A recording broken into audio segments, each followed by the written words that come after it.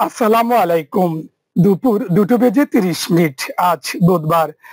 বাংলাদেশ বেতার কক্সবাজার স্থানীয় খবরে স্বাগত জানাচ্ছি জসিম। আনুষ্ঠানিকভাবে অন্তর্বর্তী সরকারের উপদেষ্টা পরিষদে যুক্ত হলেন অধ্যাপক সি.আর. আবরার।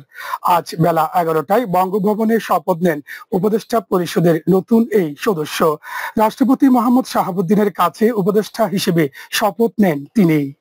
এ সময় উপদেষ্টা পরিষদের বেশ কয়েকজন সদস্য শপথ গ্রহণ অনুষ্ঠানে উপস্থিত ছিলেন। মন্ত্রিপরিষদ সচিব ডক্টর শেখ আব্দুর রশিদ শপথ অনুষ্ঠান পরিচালনা করেন। জাতীয় গণহত্যা দিবস ও মহান স্বাধীনতা দিবস যথাযোগ্য মর্যাদায় পালনের লক্ষ্যে কক্সবাজার জেলা প্রশাসনের উদ্যোগে অনুষ্ঠিত হয়েছে প্রস্তুতিমূলক সভা। আজ সকালে জেলা প্রশাসক কার্যালয়ের শহীদ এটিএম জাফর আলম সম্মেলন কক্ষে এই সভা অনুষ্ঠিত হয়। জেলা প্রশাসক মোহাম্মদ সালাউদ্দিনের সভাপতিত্বে সভায় বিয়াম ফাউন্ডেশনের পরিচালক মোহাম্মদ লুৎফুর রহমান, জেলা পরিষদের প্রধান নির্বাহী মোহাম্মদ আল মারুফ, অতিরিক্ত পুলিশ সুপার নাজবুস সাকিব খান, অতিরিক্ত জেলা প্রশাসক নিজামুদ্দিন আহমেদ, বিএনপি জেলা সভাপতি সাবেক হুইপ শাহজাহান চৌধুরী বক্তব্য রাখেন। এ সময় সরকারি বিভিন্ন দপ্তরের কর্মকর্তা, আইন শৃঙ্খলা বাহিনী, রাজনৈতিক নেতৃবৃন্দ, ছাত্র প্রতিনিধি সহ সংশ্লিষ্টরা উপস্থিত ছিলেন। সভায় গণহত্যা দিবস উপলক্ষে ২০ থেকে ২৫ মার্চ সুবিধাজনক সময়ে বিভিন্ন স্কুল, কলেজ ও মাদ্রাসায় স্মৃতিচারণ ও আলোচনা সভা, গণহত্যার উপর দুর্লভ আলোকচিত্র ও প্রামাণ্যচিত্র প্রদর্শনী সহ ২৫ মার্চ প্রতীকী ব্ল্যাক আউট এবং ২৬শে মার্চ জাতীয় পতাকা উত্তোলন, আলোকসজ্জা, তোপধ্বনি, সূর্যোদয়ের সাথে সাথে পুষ্পস্তবক অর্পণ সহ দিবস দুটি যথাযোগ্য মর্যাদায় পালনে বিভিন্ন কর্মসূচি গ্রহণ করা হয়। উখিয়ায় বন বিভাগ অভিযান চালিয়ে বালু ভর্তি ডাম্পার ট্রাক জব্দ করেছে।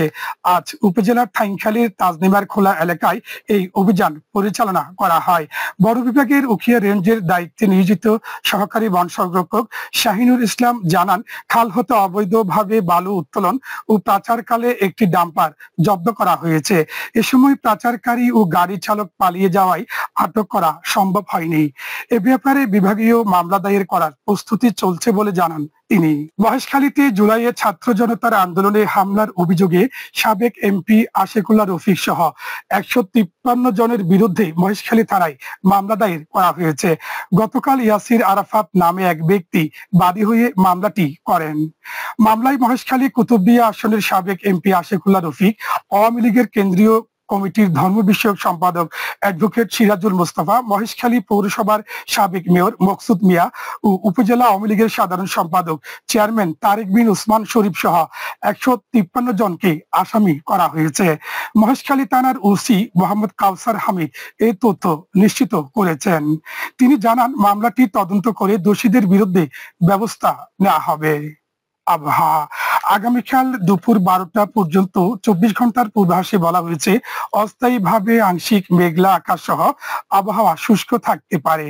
সেই সাথে মধ্যরাত থেকে ভোর পর্যন্ত হালকা কুয়াশা পড়তে পারে। কক্সবাজার সমুদ্র বন্দরের জন্য কোনো সংকেত নেই। আগামী ২৪ ঘন্টায় দিন ও রাতের তাপমাত্রা সামান্য হ্রাস পেতে পারে। আজ সূর্যাস্ত যাবে সন্ধ্যা ৫টা ৫৮ মিনিটে। আগামীকাল সূর্যোদয় হবে ভোর ৬টা ৯ মিনিটে। আজকের সর্বনিম্ন তাপমাত্রা ছিল ২০.৮ ডিগ্রি সেলসিয়াস এবং সর্বোচ্চ তাপমাত্রা ছিল ৩২.১ ডিগ্রি সেলসিয়াস। আজ ইফতার শুরু সন্ধ্যা ৬টা ১ মিনিট। আগামীকাল সাহারির শেষ সময় ভোর ৪টা ৫২ মিনিট। এখন জানিয়ে দিচ্ছি বাঁকখালী নদীর মোহনা ও সংলগ্ন এলাকার সামুদ্রিক জোয়ার ভাটার সময়সূচি। আজ ভাটা শুরু হয়েছে দুপুর ২টা ৯ মিনিটে, চলবে রাত ৮টা ৪২ মিনিট পর্যন্ত। জোয়ার শুরু হবে রাত ৮টা ৪২ মিনিটে, চলবে রাত ২টা ২২ মিনিট পর্যন্ত। পুনরায় ভাটা শুরু হবে রাত ২টা ২২ মিনিটে, চলবে আগামীকাল সকাল ৮টা ৪৯ মিনিট পর্যন্ত। সবশেষে পর্যটক বার্তা। পর্যটন নগরী কক্সবাজারে আগত ভ্রমণ পিয়াসুদের সাগরের পানিতে নামার পূর্বে সাবধানতা অবলম্বন করার জন্য অনুরোধ করা হচ্ছে। যারা সাঁতারে দক্ষ নন তাদের পানিতে বেশি দূর যাওয়া উচিত নয়।